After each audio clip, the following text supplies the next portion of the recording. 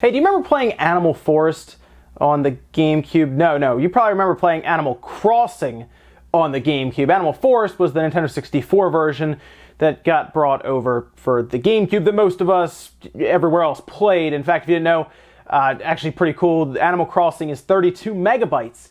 In fact, it's so small that it can be loaded into the RAM on the Gamecube, and you can actually take the disc out, and the disc is only really needed for saving and loading from the memory card. It's kind of weird, right? Well, there's a lot of weird things in Animal Crossing. If you remember, there were even NES games. I actually remember playing things like Excite Bike, Balloon Fight, Donkey Kong, and you would get these different ways. You had to go to the island to get some of them. Others would be in like the lottery or would be buried by different villagers around you. I specifically remember playing Excite Bike all the time. It was really cool. You would get an NES, it would have a game on it, and you would put it in your house, and then you'd walk up to it, you'd press A, and you could start playing that NES game. If you look at the NES, it has a game on it, and that's the one you would be playing, and it was pretty cool, except there was one NES that you could get. And the weird thing was, it didn't have a game on it, and you'd set it up, and it would just say that you can't find a game, or there's no game to play. And most of us thought, okay, well, that means that I guess this is just a decoration, you know? Like, the game had so many things you would use specifically for decorating your house. A lot of us figured you put it up, it's like that vintage NES look, it doesn't have a game, and that's just because you're supposed to set it up. But the idea of it having an actual action to it by pressing A was really weird. But we all kind of said, okay, I guess that's that.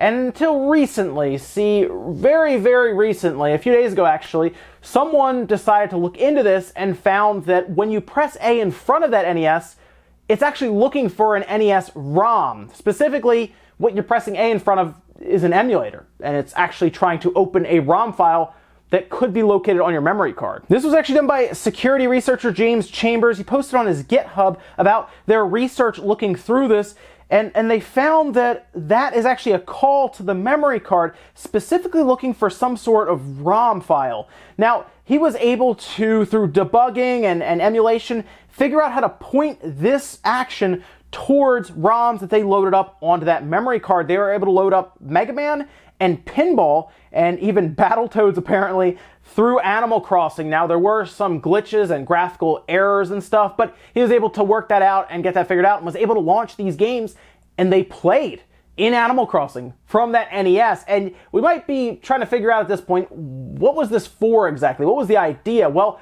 there's a couple of theories. I guess the biggest one was Nintendo maybe had an idea to unlock more NES games. This is almost like a primitive Virtual Console, if you will. I mean, think about it. After the GameCube came the Wii, when Virtual Console really appeared and really showed up. But before that, we had NES games in Animal Crossing. It was a really cool way to unlock old games, legacy games, in a game like Animal Crossing. And maybe they had the idea of distributing more games. Maybe you're playing a game like Mario Sunshine, just as an example. You're playing it, and the save file actually unlocks the ability to find another NES in Animal Crossing that lets you play the original Mario Bros. Or Mario 3 or something. There were a lot of cool ideas they could have done here, and while this is all speculation, it's very interesting to see something that was in development and I guess scrapped at some point. Maybe they thought, well, if we do this, we're going to sell it next generation, or maybe that's how they came up with the idea